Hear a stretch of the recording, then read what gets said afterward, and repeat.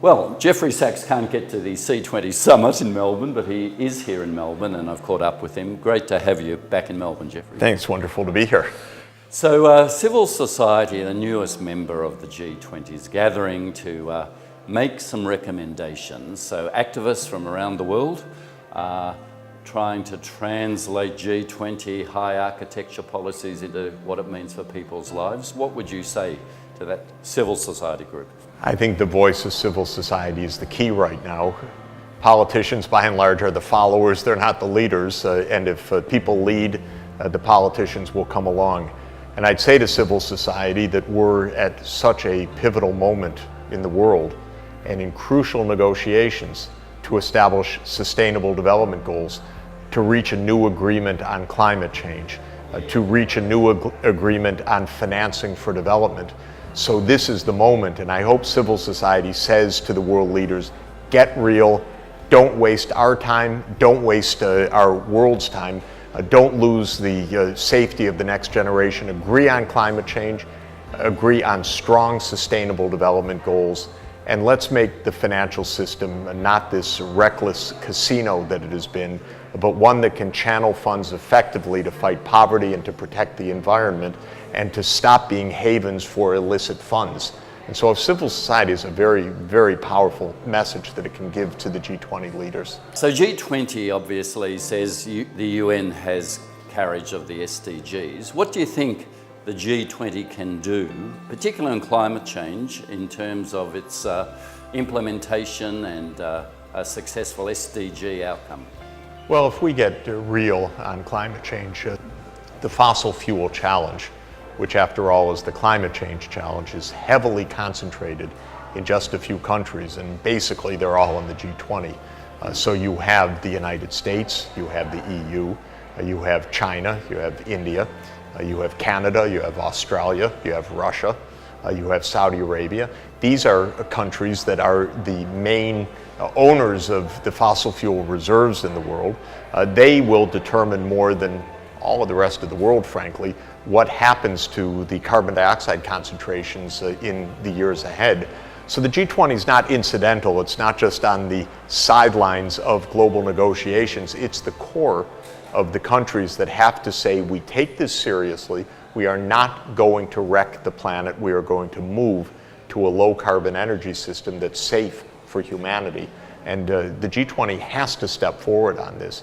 With the SDGs, which are the 193 governments representing all of the world's population, that we need to put sustainable development at the center of the development agenda, meaning that we have to move beyond GDP.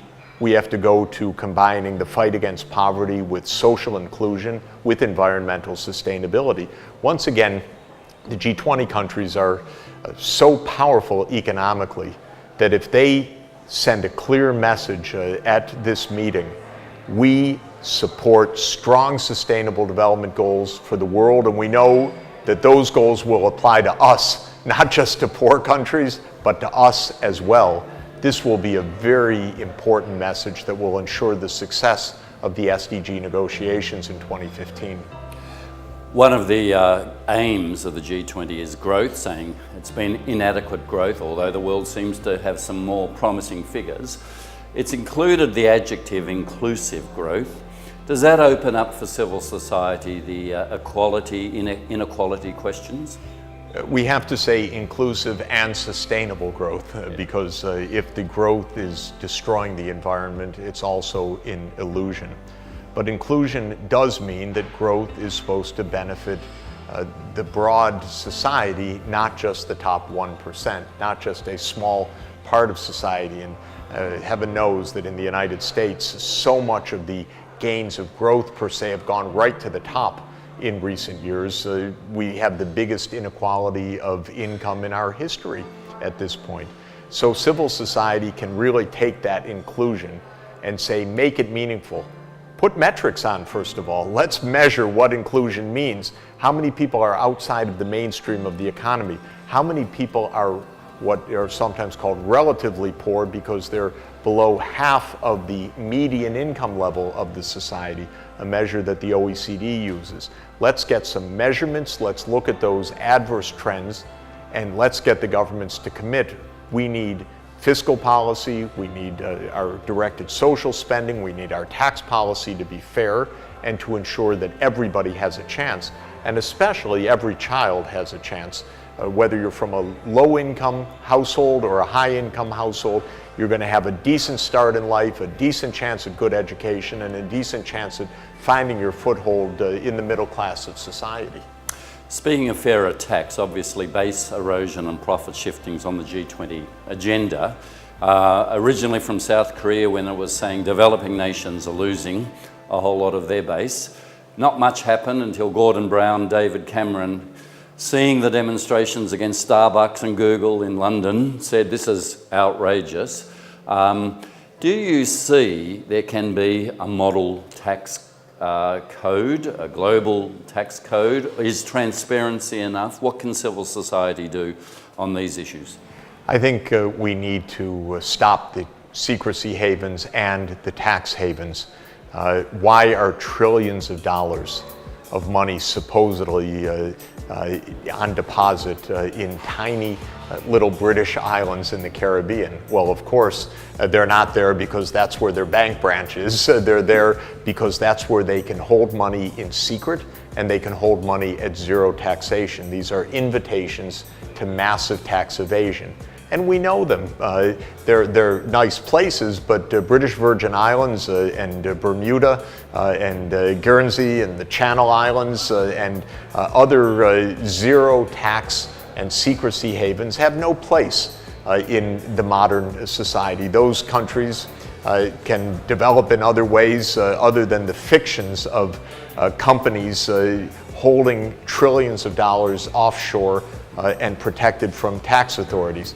Now, I don't think anyone should have the illusion that this is somehow tiny islands finding cracks in the international system. These tax havens were created by the UK. They were created by the US as a place for powerful interests to park their funds. This has to stop. It's a massive abuse. It's where so much capital flight goes. It's channels for bribery of officials. It's where money from the extractive industries that should be in the treasuries in Africa end up in tax havens in different parts of the world in accounts of government officials and God knows who else. So this is, in my view, where a massive effort should be made. We know that it's current estimates put it at more than $20 trillion in these tax and secrecy havens. This is an incredible abuse. And final question, most of our global problems from climate change, terror, tax and profit shifting, tax havens and profit shifting are global, but the Westphalian system is 200 sovereign nations who often compete on lowest tax to invite business in and infrastructure and special deals.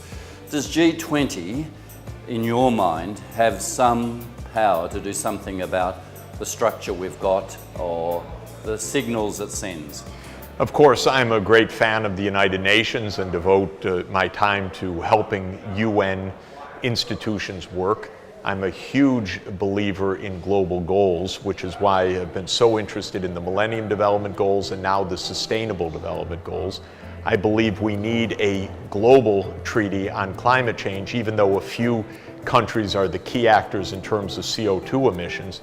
But when you come to the real power and the real politics, the G20 expresses something that is absolutely real, and that is that a small number of countries, roughly 24, account for the vast proportion of production in the world, and leaders have to have responsibility. The G20 can't be a substitute for universal principles that the UN represents, but we can press the G20 to behave. We can press the G20 to abide by international law. We can press the G20 to agree to decent international standards. And by doing so, that's a pretty efficient way. You got the key world leaders in the room together, and we tell them, we as human beings depend on your actions, and we expect you to behave.